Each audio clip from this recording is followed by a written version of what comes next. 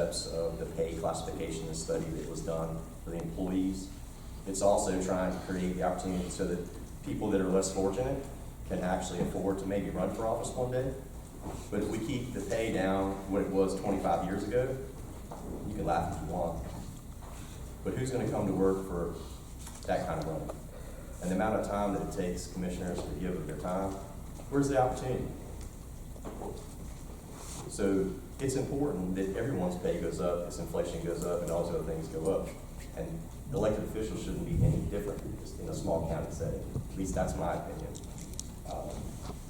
So at the end of the day, how do we better encourage others to want to come serve when the amount of time that they're spending away from their family or their friends' opportunity to work a part-time job somewhere else? They could actually get involved in local government or local politics. It'd be worth their while. It'd be worth their commitment and time. So that's my reason for encouraging this to move forward. It's not for any other reason. Okay. Mr. Chairman. Go ahead, Mark, please.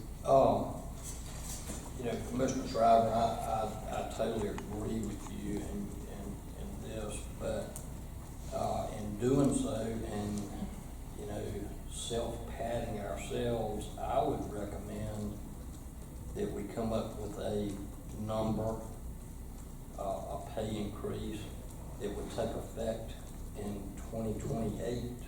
That way it does not give the appearance that any of us are looking out for ourselves. And it could possibly benefit us at that time, but we don't know that. So if I may, just provide some legal advice on that. The way a commissioner's salary is, or pay is established is by budget year, and it's done at the time that the budget is passed. So you would not be able to do that. You can't bind the future budget that way. I'm sorry, Mr. Steve. If we approve this tonight, would that salary not continue on and on and on? Well, each budget year, you could reevaluate the pay every time you do your budget year, but I think traditionally you don't do that. Right. I would say, and I think the staff researched this issue and determined that Franklin County was pretty far behind in what commissioners typically get paid. Chairman Bunn, if I can speak to it as well. So when this was first brought to me, being a fairly new commissioner, elected in November, my first initial thought was no. And then I gave it a little bit more thought about this. I'm 39. I've got 3 kids, own my own business. Been very blessed on that front, so I didn't do this for the money in any way. And so my first thought was no. There's no reason, right? It's a minimal pay increase. I'm blessed enough and not trying to sound disconnected that it's not going to affect me one way or the other. But I did think, and I'm very grateful for the board that's sitting up here. I'm the youngest on this, and so their wisdom and their knowledge all the way up and down this board, I don't take for granted. However, I hope that they'll say the same thing about me being in my 30s, being a late millennial, that I bring a perspective to the county that they value, and that's an important perspective. To be quite honest, I don't know how many 38, 39, 40, 41-year-olds out in my position would do this. To be real honest, it's kind of silly. And I say that jokingly, of course. Happy to do it and happy to represent the people of Franklin County. So if that pay increase on the left or the right gets somebody that brings a different perspective, brings a different position in life, has young kids that are in the school system or not in the school system, mine's not, but a lot of people do. The stay-at-home mom whose kids are maybe teenagers and she's got more time. I think that opens windows and doors to people like that may give this some consideration. Because ultimately what I want is for the best and the most talented people to be sitting in front of you and leading the county. That's what the county needs, and that's what the county deserves. And we're a very quick growing county with more and more stuff that's coming across our desks that's gonna require more and more time. And so in 10 and 15, 20 years, I don't know that a guy like myself is gonna be able to run a business for 50 or 60 hours a week, quite frankly, and be able to do this job the right way. So I'm open to discussions. Obviously, Commissioner Speed, that didn't sound like that was gonna work. You know, fine to open ideas like that. Obviously, legally, we'd have to see, but that's my position that I'm coming from, is that I hope that this opens more doors for people sitting on that side. Okay. Anybody else? Ms. Bragg? Yes. You all know how much time I spend. I know y'all spend a lot of time, but I spend a lot of time being a commissioner. Our pay is not very good. We don't make a full salary anyway. The pay is not very good. I probably drive more than the transportation allowance. I know I do. I pay my own gas because I don't get reimbursed for my gas as much as I drive. Go to Henderson tomorrow to a meeting for the county.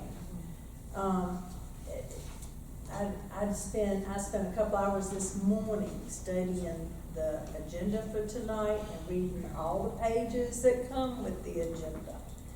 And also reading emails from constituents this morning and returning messages and things like that. And I mean, it's a lot of time that we spend being a commissioner.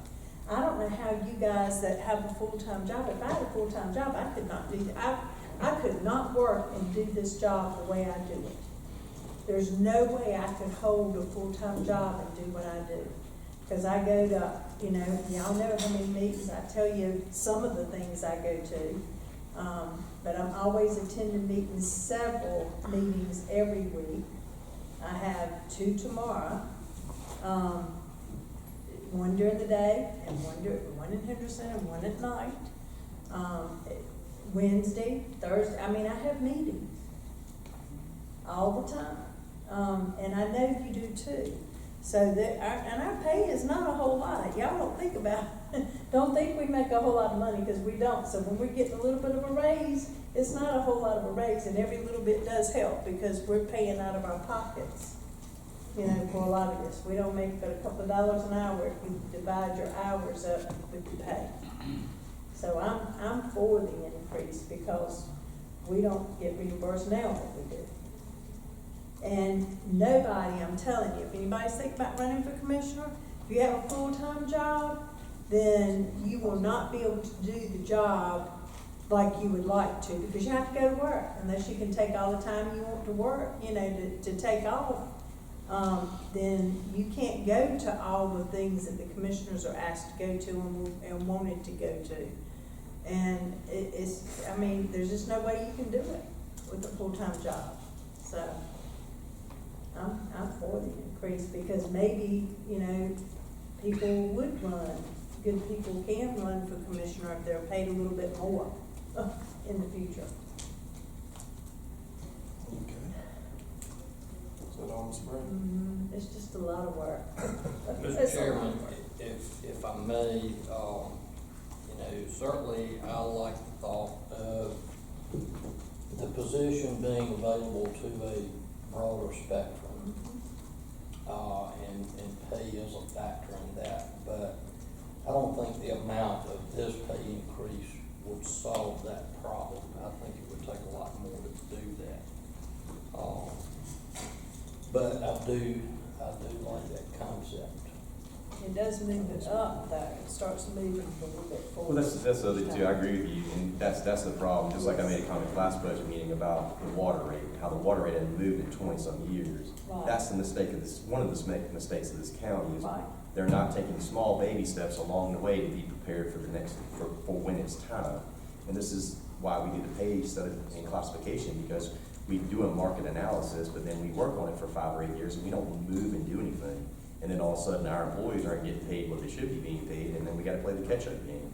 And if we continue to leave the commissioners' pays out as for the times to come in the future, then we're just making it a bigger hurdle later on, instead of making it a small incremental step all along to create, that trues it up. And I think truing it up is the intention of, and the spirit of why we're doing this. Mhm.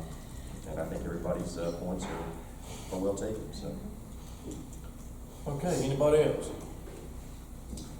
All right, so we're gonna call for a vote on Mr. Ford's motion to amend Mr. Schriver's motion. So all in favor say aye. Aye. All opposed? No. Motion fails. Now we have a motion on the floor to approve the budget. And that was already seconded, so That's correct. all in favor say aye. Aye. All opposed? No.